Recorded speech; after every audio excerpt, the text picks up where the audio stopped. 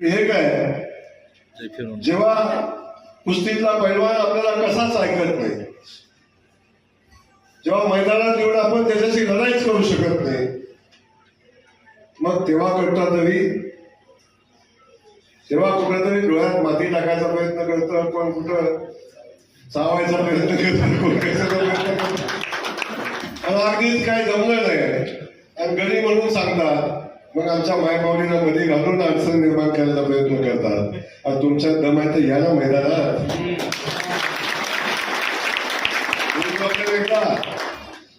सगळं गडी जमले. इकडं सुरुवात केली ना, असा गोल राऊंड आलाय, सगळं गडी जमलं, पण हे काय थांबलं नाही. कारण हे या मातीतलं आहे, याला मातीचं सुख दुःख, लोकांचं सुख दुःख माहिती आहे. आणि आज छत्रपती शिवाजी महाराजांचा मावळा आहे. लक्षात ठेवा, पालकमंत्री आहे, ग्रामविकास मंत्री आहे, एवढा मोठा नेता आहे, 4 वेळा आमदार झालाय. मी त्याला फ्यूज बसवाय कशी सांगू? अजिबात नाही.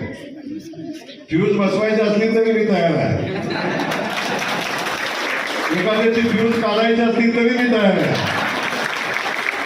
काळजी करू नका. पण माझ्या सामान्य शेतकरी बांधवाच्या मायमाऊलीच्या मध्ये येणारी सगळी ताकद बाजूला करून आपल्याला विकासाचं काम उभं करायचंय.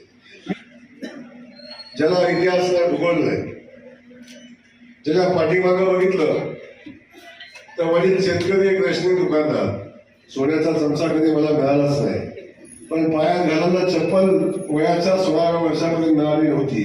या परिस्थितीतनं इथंपर्यंत आलोय. आणि संघर्ष करून उभा राहिलेला जयकुमार आपण सगळ्यांनी बघितलाय.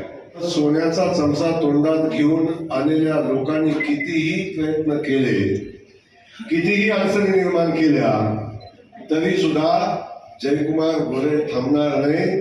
कारण माझ्या मागं मायमाऊलींचा आशीर्वाद आहे, माझ्या मागं जनतेचा आशीर्वाद आहे. एबीपी माझा, उघडा डोळे बघा नीट.